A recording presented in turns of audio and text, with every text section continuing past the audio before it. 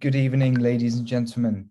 Welcome to the first of our Surgical Innovator series brought to you in partnership between WeShare.Healthcare and the Associate Surgeons in Training, or ASiT. The aim of the series is to bring in some of the leading healthcare innovators and discuss with them their journeys and learnings. The format will be a mixture of questions from our interviewers, Tash Keats and Ryan Kirstein. If you do, go on. Sorry.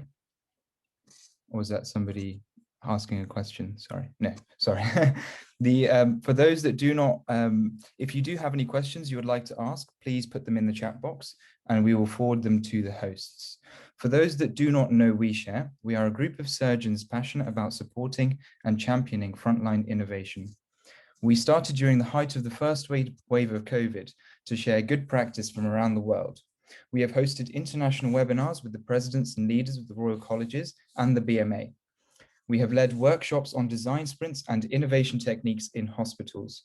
If you want to get involved or would like any support, please go to our website, WeShare.Healthcare. Also, if you have any process or product innovations you would like to share, you can post them in our forum. Before I hand you over this evening for our inaugural guest, Prof. Tony Young, I would like to introduce our interviewers. Tash Keats is an ENT registrar and vice president at ASiT. She is an NIHR fellow with an interest in medical education. Her core focus is on surgical training and championing excellence within training at every opportunity. Ryan Kirstein is a consultant plastic surgeon. He is one of the NHS Clinical Entrepreneur Fellows and also one of the co-founders of WeShare.Healthcare. Ryan has been involved in frontline innovation since medical school and has a number of startups and has set up the UK's first surgical innovation group with BAT Press. And without further ado, we'll hand over to Professor Tony Young. Thank you, Miller. Just before, I'd like to take the opportunity to introduce Mr. Young, if I may, Professor Young. So on behalf of ASiT and WeShare, I'm sure he needs no introduction, but I'm going to anyway. Professor Young is a practicing frontline NHS urological surgeon. He's the director of the medical innovation at Anglia Ruskin University and has founded 4 medtech startups. In 2014, he was appointed as National Clinical Director for Innovation at NHS England. Here, he provides clinical leadership and support in delivering improved health outcomes in England and drives the uptake of proven innovations across the NHS. I welcome, and I'll definitely hand over to you. Thank you. First question. Yes. Hey, that's great, Ryan. I'm glad you're asking a question, Ryan. That's really good. I thought you were expecting something No, else. I didn't know if you wanted to say something short. It's fine. So the first question, for those who are unsure, how would you describe clinical innovation? Okay, well, first of all, thank you so much for asking me to come and join you, and welcome to the luxury NHS England hotel I've been put up in central London for tonight. Normally you'd have my study at home in Southend, where I am a urologist still, and all those other things that you so nicely described. I think innovation it's quite simple to define, in my view. You could, well, having said that, you could fill libraries with the textbooks that have been written on this subject, with everyone coming up with their own definition. So I think it is, I used to call it invention plus adoption plus diffusion. But actually the invention bit just means something new to your area clinically. So it doesn't have to be some brand new thing that no one's ever seen before. It could just be something new that improves quality of care, cost efficiency, and outcomes, and is new to your area or taken up in your hospital, and then you adopt it and then spread it across your system. So it's something novel to your system that you adopt and spread. There. Does that work? It does. It's brilliant. So on that theme then, Tony, of adopting new and spreading, can you tell us about your own journey as? Yep. So if this wonderful Hilton hotel Wi-Fi breaks down, you were a bit jittery, please indicate to me and will try my phone or something else, because but I did get your question. So it was one of the things, I suppose, that drove me into surgery when I was a medical student, which was meeting an incredible surgeon the first day I walked into theatre, who'd invented his own surgical instruments and had taken them through the patenting process. He'd licensed them to a manufacturing company. He'd made his own integrated cystoscope in urology. And it just, this thing went off in my brain, and I just went, that's it. That is what I want to do. I want to be someone that makes a difference to the patient in front of me. And as a surgeon, you really did that. You could undertake a procedure on someone, you could make a diagnosis, you could, then follow them through their treatment pathway and, hopefully make them a lot better and cure them of their condition, whatever it was. But if you did what this guy was doing, it was a chap called Ron Miller, and a urologist in North London, and there are many surgical leaders you will meet, or just surgeons generally in life, who have got someone who inspired them some way at some point. And I've got 3 or 4, I suppose, key mentors in my life that have helped me along the way. And this guy was just head and shoulders at the top of that in so many ways. And he was absolutely, he was crazy, but I loved it. I loved it because he was just that kind. He didn't, and he was impacting patients across the world because of the instruments he designed that were able to do things that others couldn't, that were on the market. He made some money out of it. In the 1980s, I think he sold the company for, or the licenses for, a few £100,000, which was an enormous amount of money then. And I just thought, wow, and it just felt true and authentic. But I kind of always invented things before that, from being a little child thing. But then when I found this combined with my being a medical student, that was it. And I think that meeting that surgeon was a pivotal moment for me. Where did it go though? So once you had that spark, I've certainly heard the kind of the 4 startups, and it's such an inspiring story. So can you tell us how that spark started and what it led to? Yeah, and so, well, one of the key bits I hear it from. I heard Simon Stevens say the other day, he was talking to the Cambridge Network, I think it was, and he was asked for his top tip. That's the chief exec of the NHS. For those of you who don't know who Simon is, he's just about to leave. He's been with us 7 years now. And his top tip was pick your boss, who you're going to work. And that's pretty good, because you wouldn't pick a bad boss to go and work for, would you? And it's so important to pick the right boss. And I kind of picked this surgeon, this mentor, and that's why I do urology, I think, really, because the person who inspired me was a urologist, and I hadn't really thought about that. And it then lined up with other things in my life. And he kind of became a mentor for me. And it's one of the things I'm sad about, that we've lost sight of, and I am passionate and committed about restoring. And many of the leaders in surgery and in medicine more generally, I think, about restoring, of that relationship we used to have between the consultants and the trainees. And we've moved more to I feel it can be much more impersonal now and just transitory, rather than the real strong relationships we used to build up.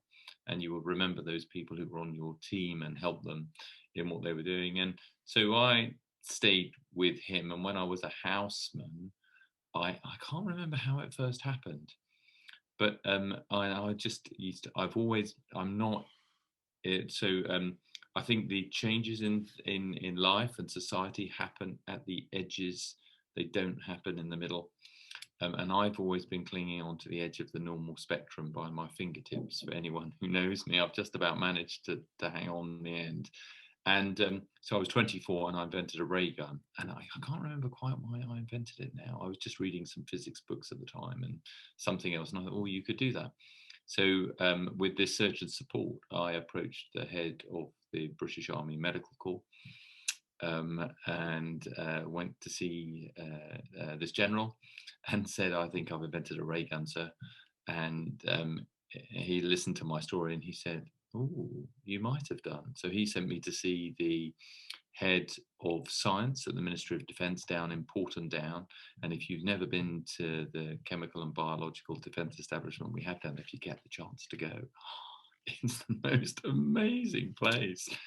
All these amazing, brilliant scientists. I mean, at this guy it was in a little hut in the grounds at the time, and this tiny, unassuming, prefabricated hut, and the head scientist for the MOD was in there. And we had a chat, and I told him what I think I'd done. And he looked at me, and I'm a house officer, 24 years old, and he said, "I think you might have invented a ray gun as well." And I raised £100,000, mostly through the MOD, to then do a PhD in a combination of neuroscience and rocket science, because I needed an enormous magnet. And the MOD had magnetic missile launching systems, so I converted one of those into the most powerful magnetic stimulator ever built, and used on mammalian systems. I mean, I haven't checked the literature in the last few years, I have to say, but at the time it was 3-4 orders of magnitude outside anything anyone had ever created. And there was a real danger of the whole thing exploding and taking the building out with it when we did it. So we had to do it inside. I did some of it inside the operating theatres at the Royal Free. They've got in their lab facilities there, they've got kind of this concrete basement. So it had to be all blocked up in there. And then everyone was absent from the room around it in case the whole thing exploded on us while we were running the experiments. Anyway, it was quite exciting. Most people were doing research on, I don't know, genomes or something, which didn't, I mean, it's really interesting and really vital, but I wanted something that kind of was exciting. And this was. So, but it was during that PhD that I saw a whole range of other unmet needs and people trying to come up with solutions to things. And so doing a PhD, I wasn't expecting to do one in physics and neuroscience, but so when people say, "That's not neurosurgery or rocket science," I kind of go, "Yeah, I get that. It's neither of those things." But it was amazing how you stretch your mind into new things to do that. And there was a bit of compared to surgical training, the hours were light for a PhD. So I started my first company then, related to the huge magnetic stimulator I built. That didn't work, but I pivoted that company into my next thing, which was an endoscope advancing device for taking colonoscopes automatically around the colon, and won the best innovation in the country from Johnson & Johnson 2000. Was that 2001, 2, something like that? Can't remember now. Might have been before that. Might have been 98. It all goes into a blur when you get to my grand old age, I'm afraid. And then and that was really good, but for a variety of reasons that wouldn't work. And so then I designed a condom that went on flexible cystoscopes with the same pattern I'd done, and that kind of worked quite well. And my first, I booked 2 businesses at that point and raised funding for them. And I raised my first couple of businesses, we raised 2.5 million. And this was alongside doing my PhD, but at that point, I was about 30 at that point, and I remortgaged my house, and 30, but £150,000 of money I didn't have into my business, so you can't afford to lose it really at that point. And I wouldn't do it now, but there was no one around to tell me anything. Who gives you instructions? Or what? I went to see every venture capitalist I could find. None of them would invest in what I wanted to do. They weren't interested. I'm going, "Don't you get it? This is a really great idea. It's transformational. What's wrong with you?" And they'll say, "No, go away." So I either gave up or remortgaged my house. So I remortgaged my house. I wouldn't recommend anyone on this call does that. We've moved beyond that stage now. You can do it. Go and find some rich friends and family. There's great government schemes for tax efficient investing now, really good schemes. Anyway, so then went on, did a couple more companies, raised 2.5 million for one of my other companies, exited some of them well, some were total disasters. But for me, it wasn't about the money. There's nothing wrong with, in fact, if you're not going to make a profit, just don't bother. Don't bother starting and wasting everyone's time. If you can't take your idea and make it sustainable, it's not going to change patient care. I don't mind what you do with the profits. That's entirely up to you, but make a business that makes money. Otherwise, it's a hobby, and that's not going to change patient care. So build something that's profitable and build something that you can scale. And if you can create it and make it sustainable and then scale it, then you've got something that can change patient care, not just in our country, but across the world, and change it and impact it. And that was the thing that drove me up. Been given this wonder. My education was free. I'm that old. It was free when I trained. And I've been given this wonderful free medical school. And PhD wasn't free, but it didn't cost very much in those days. And and I thought, I want to do something with this. I want to do something. It felt true and authentic to me to try and make a difference to people. And I thought, so Peter Thiel, there are loads of great authors and great books. Maybe we'll cover some of the books that I think are really cool, and make you look at things in a different way. And Peter Thiel, in his book 0 to 1, which is basically a series of lectures he gave at Stanford a decade ago, distilled down into this book. I really like the phrase he uses, which is he was able to recognize the delusion of the crowd. And I go, ooh, you know you're onto something when you realize there's this group think going on and they can't see the other way. And that's how you make your breakthroughs and things. And I recognized that years ago and go, everyone's going this way, but actually we need to do this. We need to do something else. And the great thing about healthcare is, do you know, I'm trying to think of a clinician I have met that hasn't wanted to improve patient care and make a difference and adopt the latest. We all do, but are we empowered to do it? Anyway, sorry, I don't know if that answers your question. So I started some businesses, and it was because it allowed you, it wasn't about making money, but you have to make money. It was about making a difference at scale to people's lives. I can't remember what the question was now. I hope that's answered it. Oh, that's wonderful. That just sounds like such an exciting and varied journey that just makes us all want to stop and think, how can I possibly take part in that? I've had the privilege of hearing you speak before, and you've talked about the clinical. I'm sure it was me. People don't normally say it was a privilege if they've been to one of my talks before. Oh, it certainly was. I heard you talk about the clinical entrepreneur program. I was wondering if you could tell our audience about that and how it can help to benefit people along their journey. Sure. I've done a whole lot of things now that I've learned so much from. And one of them, a few years ago, I went through professional coaching at NHS England about 4 years ago now. And when you go through, I'd recommend it to anyone. If you're not quite sure, that things aren't adding up and making sense, I'm pretty sure Health Education England have got a program on professional coaching where they can support people. And as a surgeon, I have learnt that actually what you have to do is go up and embrace your fears and anxiety. And we're kind of taught to do that professionally with what's in front of us, because it can be pretty scary sometimes. Well, maybe it's just when I operate sometimes. You know, you're faced with this situation, you go, particularly as a trainee, and you go, really? But you embrace that because you have to for the patient. But do we do that same about our careers and actually what we really want to do with our lives? So I was very fortunate to have this coach who helped me recognize some of my core values. And those are the building blocks my kind of psychology has established along my life and growth. And two of the things that it turns out are right for me are inequality and injustice. Now, we have always supported clinicians for hundreds of years who want to be teachers, who want to be researchers, and who want to be leaders in healthcare. But if you want to be an entrepreneur and you worked in the National Health Service in the last 70 years, quite frankly, we did the opposite of support you. And I'd set up these companies, and you know, I had to fight the National Health Service my whole way. And I was just trying to improve patient care and do it at scale.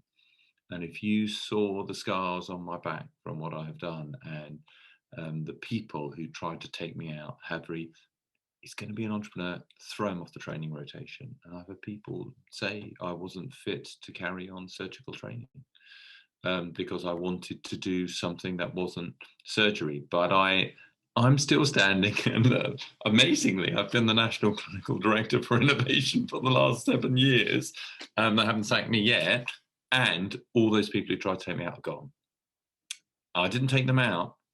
they, hoist by their own petard, I think is the expression. So I didn't have to do anything. All I had to do was be true and authentic and honest to myself and who I was, win hearts and minds of people around me. And it struck me when I got to NHS England, I started to meet surgical trainees who approached me and said, "You've done businesses and you've raised money, and now you're the National Clinical Director. We're being told by our training program directors," and there were a few surgeons who came up and approached me at that point. It would have been 2014. And they said, "We're being told we can either be a surgeon or we can be an entrepreneur. We cannot be both. And if we don't stop our startup, we're going to be reported to the GMC and thrown off our training rotation." I went, "What?"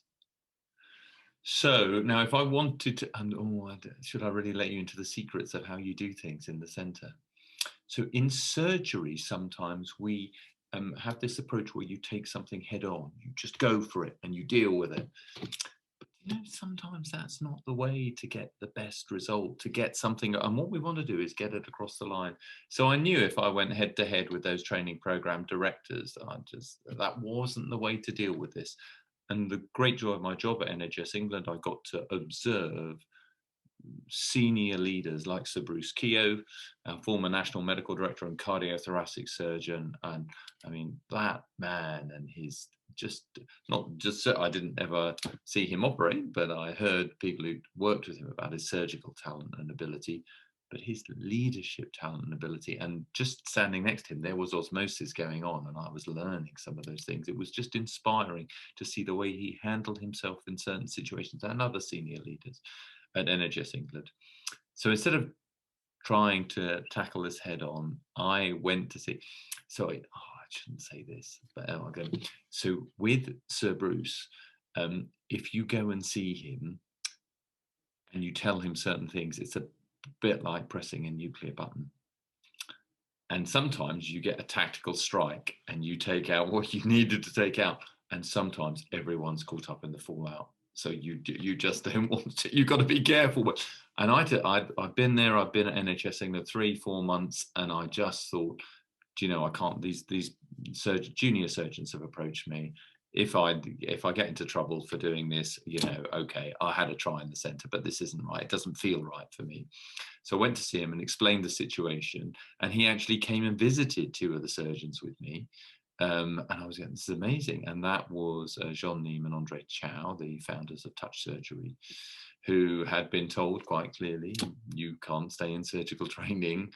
And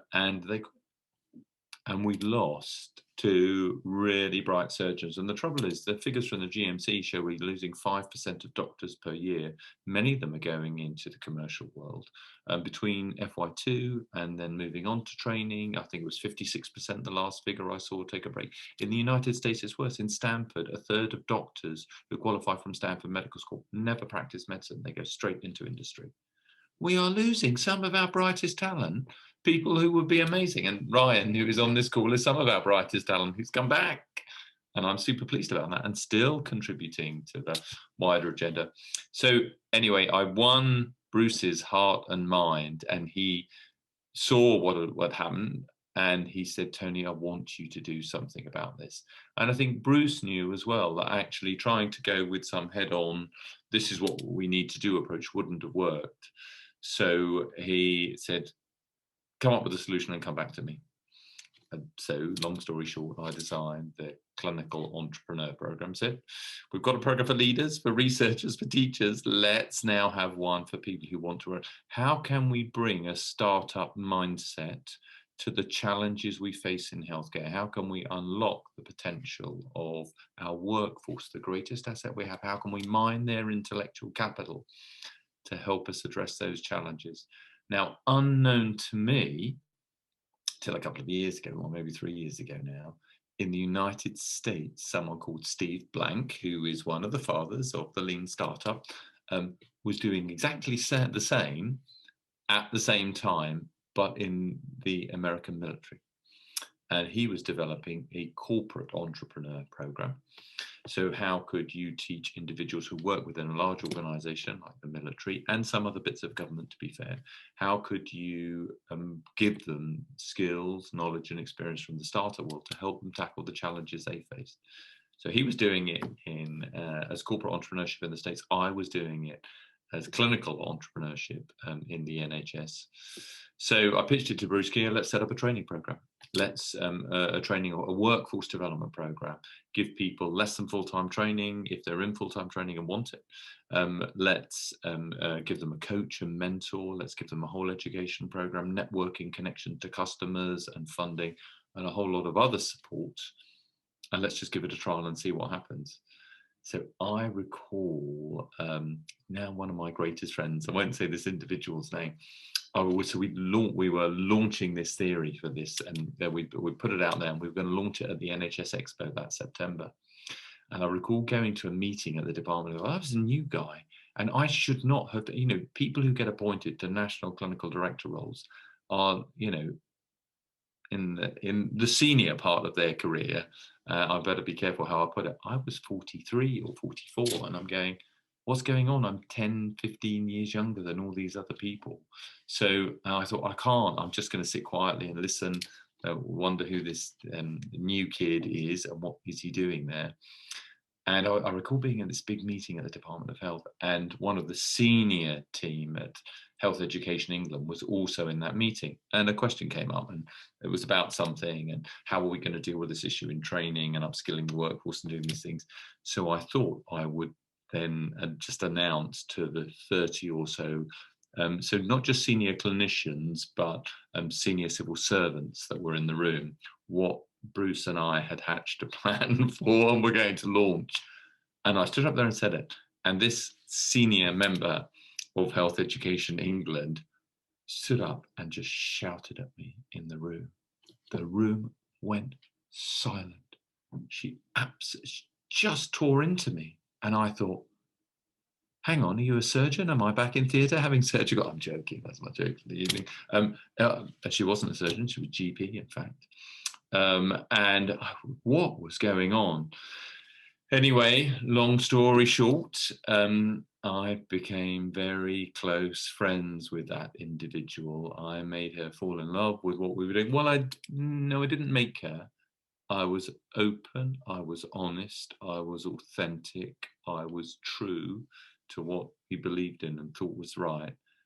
And she'd been under an enormous amount of pressure, as lots of senior people are, and had a whole load of things. And I was just opening up a whole nother area that, quite frankly, she was trying to close areas down to deliver the core things she had to deliver.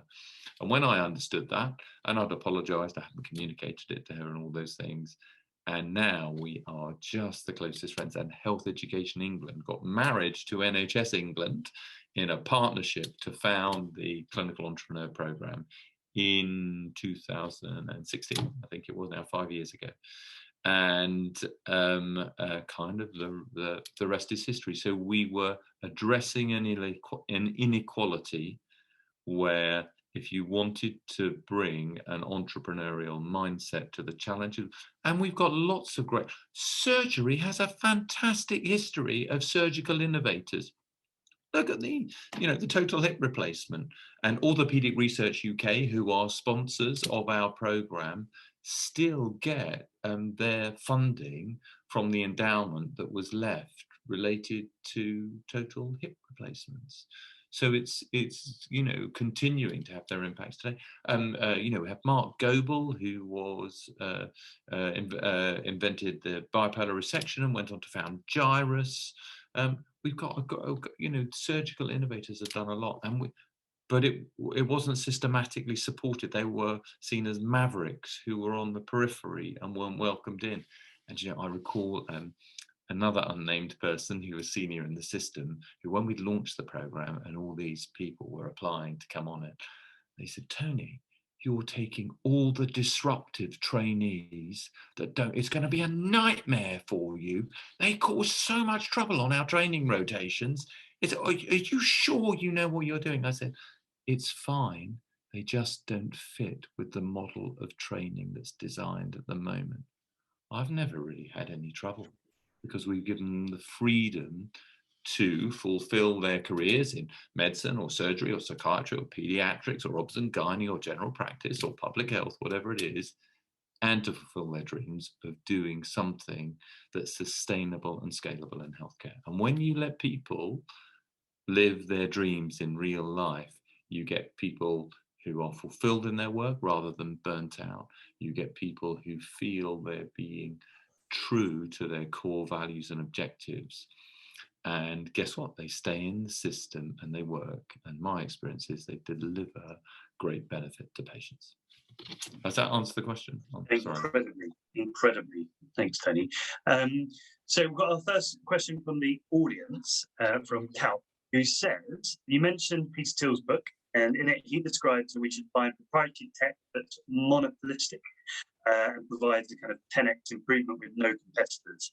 But how does one apply that to healthcare? Is the first part of his question.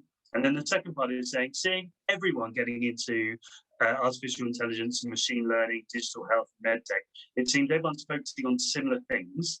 How can we notice problem solutions that can be profitable, sustainable, and scalable, and go against the crowd thinking in the NHS? Which is a great question. It is really great, and you'd like to know what the next SpaceX is going to be, and wouldn't everyone? I've got the lottery winning numbers as well. If I knew the answer to that question, I'd go and found the company. Come on.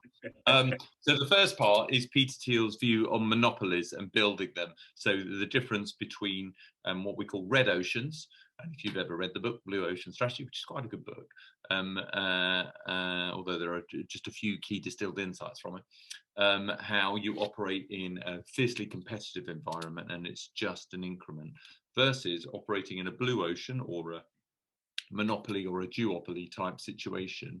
I get what Peter's saying, and who am I to criticize Peter? I'm not criticizing him, I'm just making an observation. Well, is my observation right or not? Doesn't matter, it's my observation, so it's my perspective and it's true to me, like his perspectives are true to him.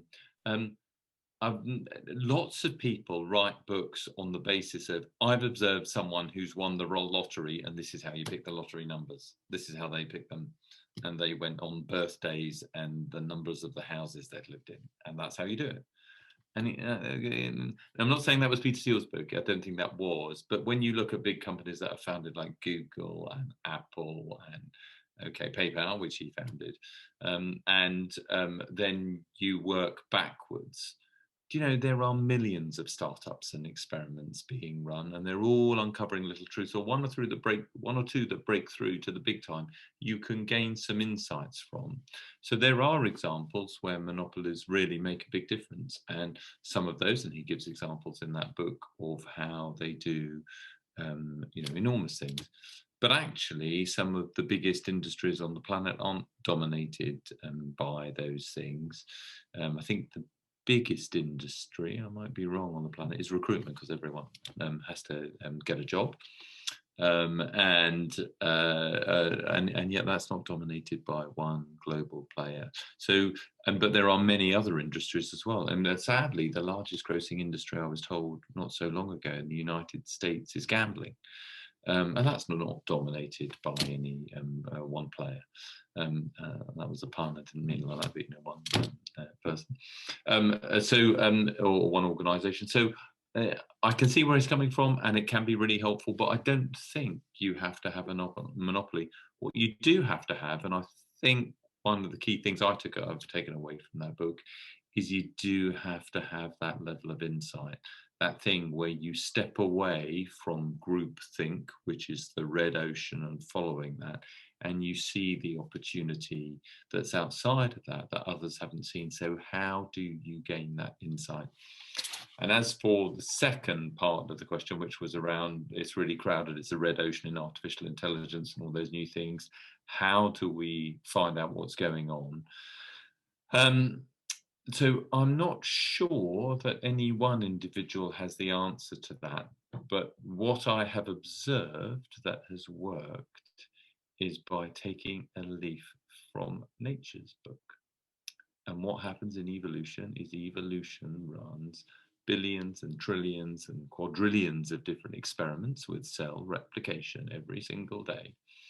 And then suddenly, in all those experiments, a mutation happens that carries an advantage. And if that survives and works, it then breeds that advantage and it goes on.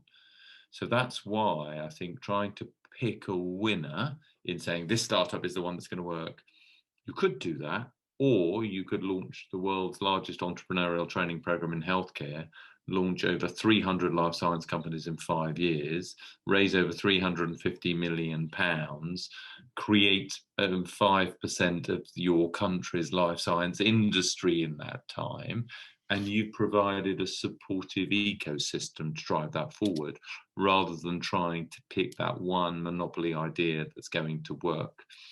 And I'm trying to think of the people who succeeded on the program. There's not really a monopoly interest or opportunity in that. And you might say, oh, well, if you're going to create one of the biggest companies on the planet, that's what you have to do. But the point Peter Thiel makes in his book, it's not the first person to do it. Sometimes it's the last mover advantage, the person who, so other people do the early work and they learn all the experience, and then you come in with a bit of insight that just outpaces them.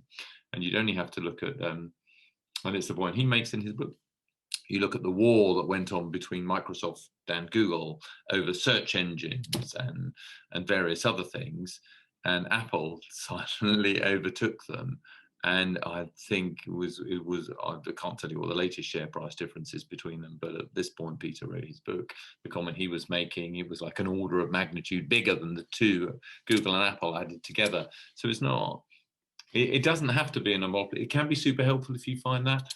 And I would say to you, run experiments, find out what idea works. And that's one of the things we teach on the clinical entrepreneur program is customer validation cycle. You've got an idea, that's great. Don't go and build it. Whatever you do, build your minimum viable product and go out there and test it. Test it with your customers, people who are going to buy it, and see what they tell you. And I think it's one of the reasons the entrepreneur program works, because we don't take you out of full-time practice and put you in 3 months into an incubator and hothouse you.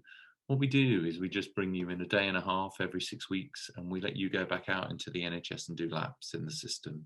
You're testing your theories, you're testing your assumptions, you're testing what has worked, you're seeking feedback from colleagues, from patients, from managers, from people in procurement, from others. Have I found something that people actually want to buy here and get?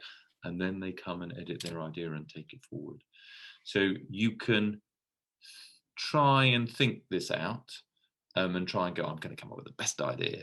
And sometimes that works, but I would encourage you more to engage with your feelings. Most of your processing that goes on is unconscious. And it's in your midbrain structures, and that's where all your feelings and emotions come from. And if you engage with, do you know that feel? Do you know when you try and think something and you, I don't think that's quite right, and then you engage with your feelings, go, oh, there's something about that thing I've just seen. It just feels right, and that is your brain using most of its power, processing powers to add together things you can't consciously think of. Now, sometimes you get a moment of insight. Often when you're in what we call a flow state, when you're just really relaxed and things are kind of coming to you, could be walking, could be, sleeping, and wake up, and that moment gets pushed through to your conscious mind, and you go, oh, that's it. Which is why I keep a little book by my bedside each night, because you never know what you're going to wake up with, and you can never remember it if you don't write it down. So I think that I've seen some amazing things.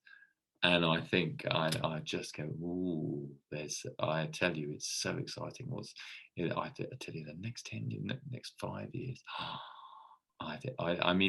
there's some stuff I know. It's bigger than the wheel. And you'll go, not true, can't be. You wait and see. Ask me the right question. I'll tell you what's bigger than the wheel. Sorry, does that answer the question? It does. In fact, I've just written on that was a wonderful answer. So thank you, Tony. Maybe I haven't passed on because you've frozen. I'm going to go ahead and ask this anyway.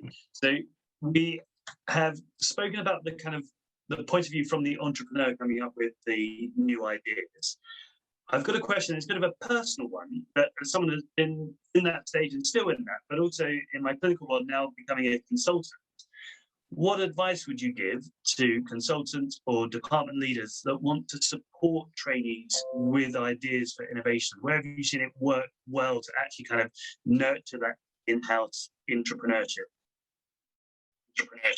Can you hear me all right, Ryan? I know I've frozen on video. Can you hear me okay? Yep. You can, well, so we'll just continue and you get a rather shocking still of me. Hopefully the Wi-Fi in the Hilton Hotel, although you are frozen on my screen, Ryan, with a big smile on your face, which is quite nice. Sorry, remind me what the question was again. So it was saying that we've spoken a lot about the innovator point of view, the clinician innovator, but I wanted to ask you a personal question. So someone that's just taken up a consultant post and now being a leader within the department, I want to encourage and nurture others. What advice would you give to the kind of the departmental leaders in how to support trainees and help nurture that entrepreneurship and improve care within for our patients and the care we deliver?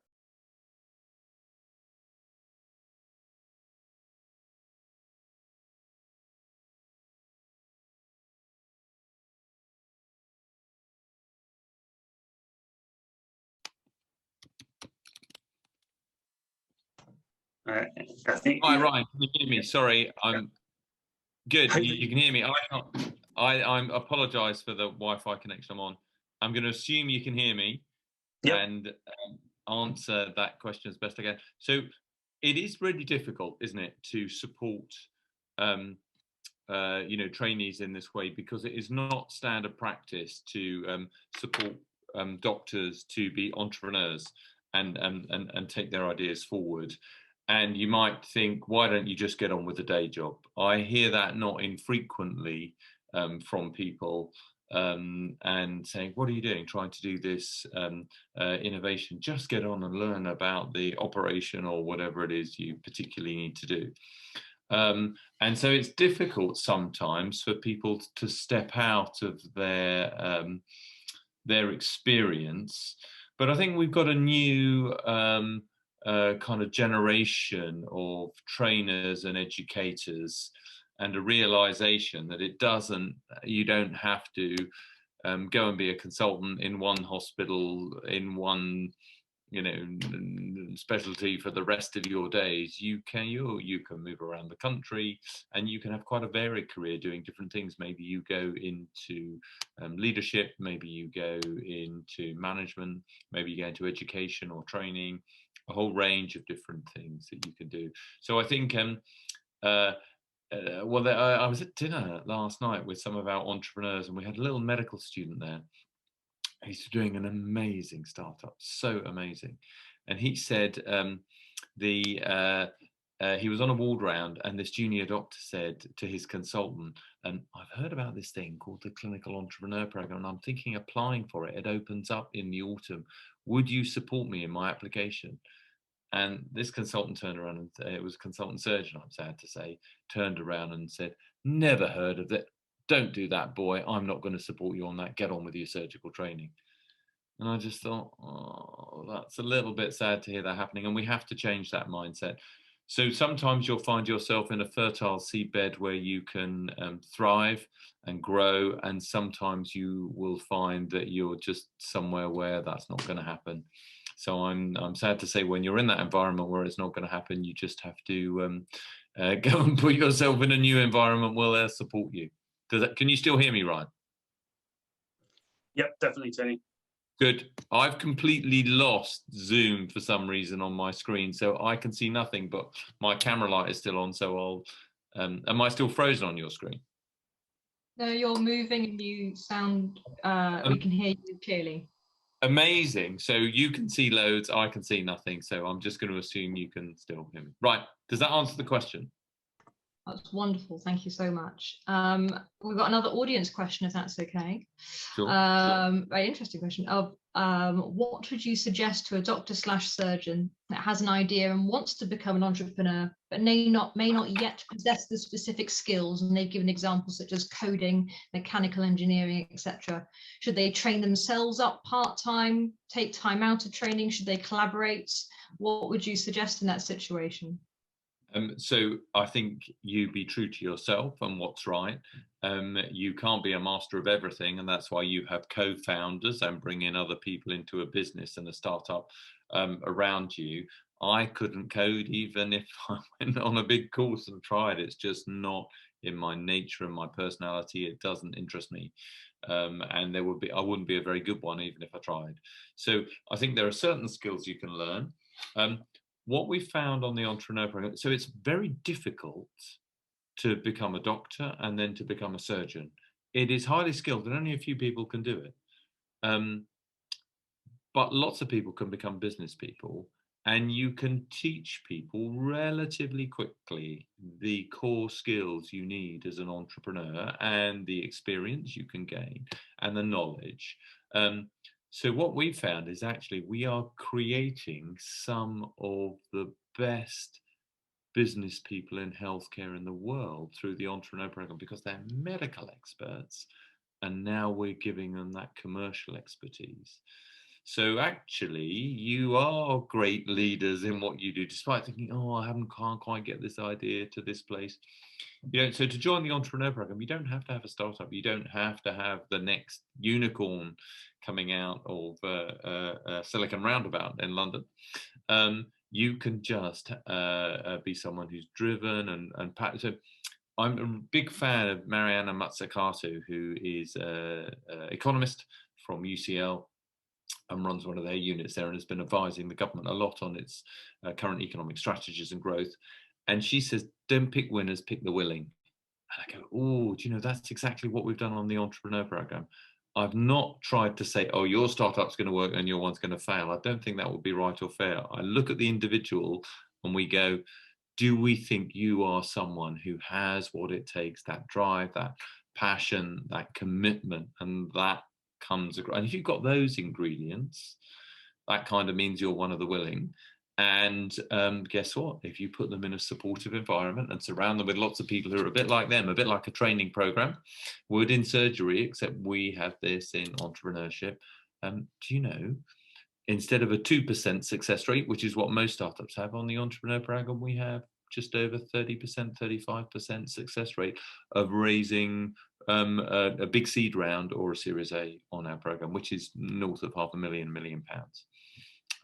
So you don't have to learn everything.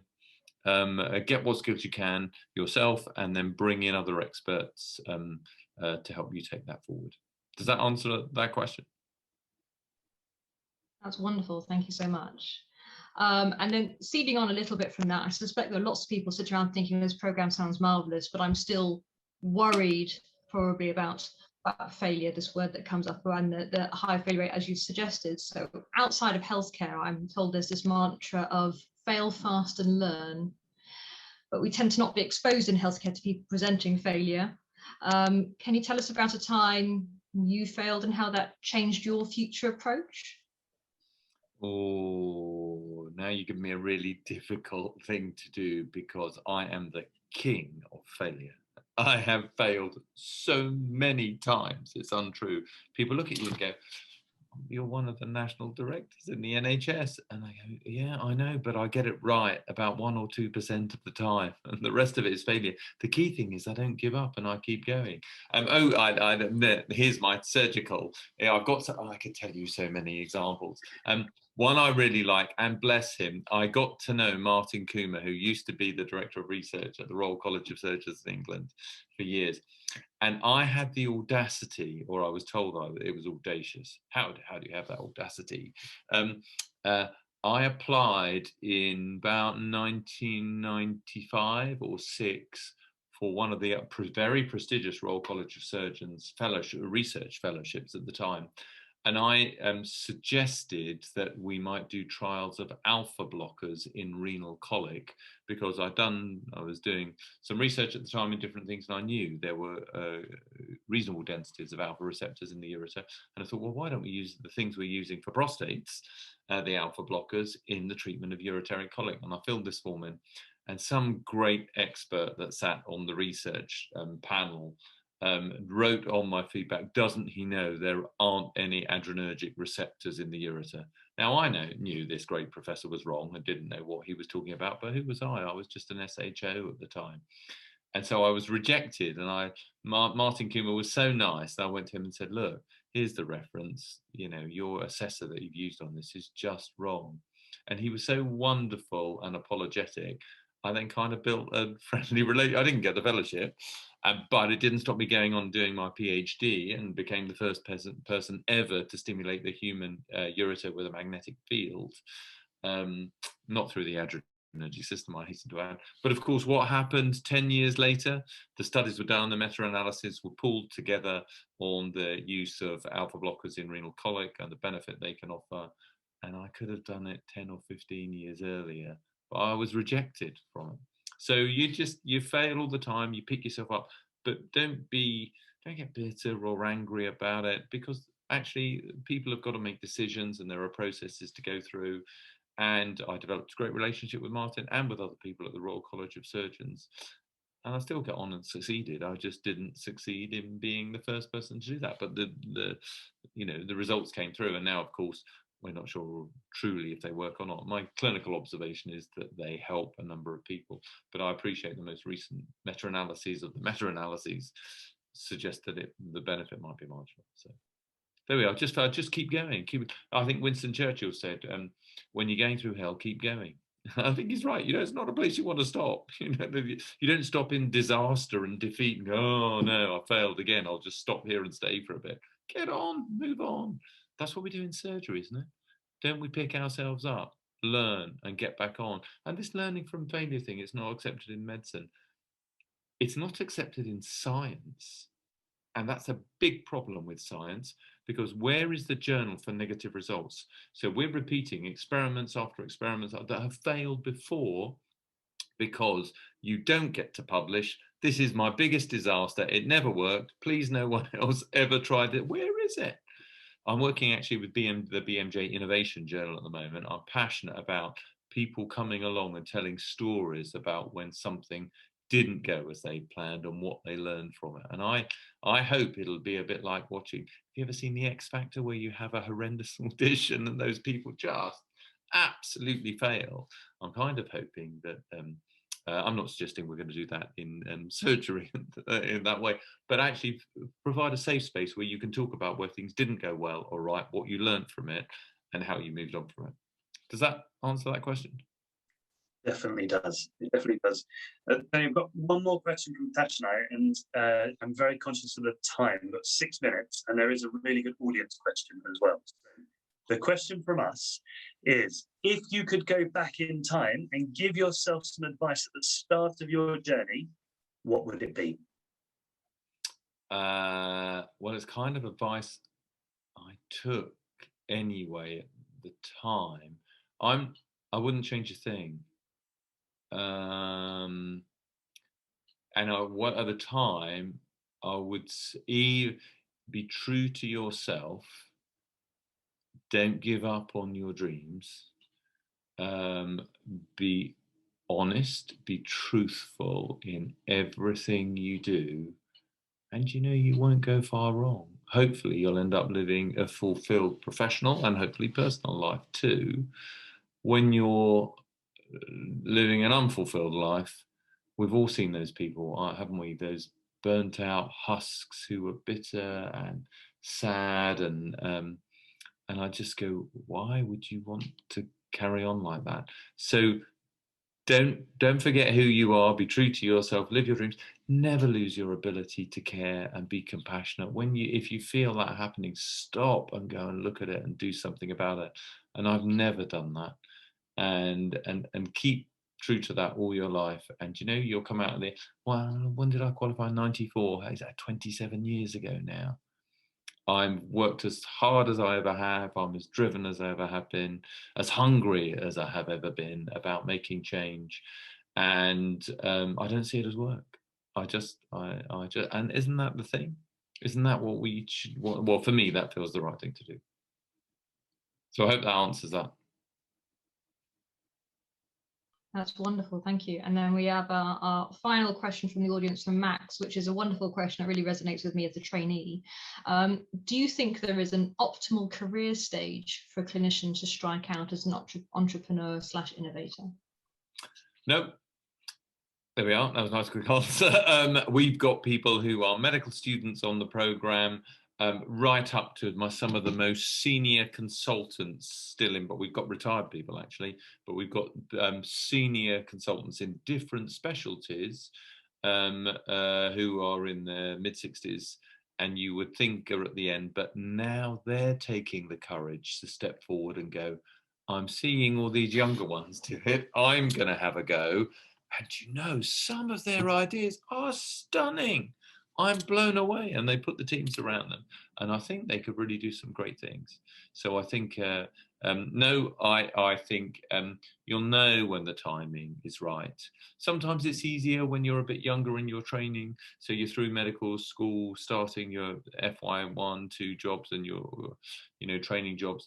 You don't have the personal responsibilities, you're a bit happier to take risks, and actually the pay you might get in the startup is similar to your medical pay, so the risks seem to be a bit less at that point. So maybe that's the time. Maybe that's the time. Well, Tony, I wish we didn't set it at an hour, and but I think maybe other people have got more exciting things to do. So certainly from Tash and I, a huge thank you for giving up part of your evening. And yeah, if people aren't inspired and motivated to kind of make improvement, then I don't know what will. It's incredible. I'm going to hand over to Milad, who is going to close us off for the evening. Right. Once again, thank you all for coming. It's good to see so many people interested in clinical innovation and obviously listening to Prof. Tony. We're going to do another fireside chat soon, probably at the end of August. So watch out for that. That will be with Ali Abdal, and it will be based around the idea of social media as an innovation tool. So watch out for that. That's an exciting next event.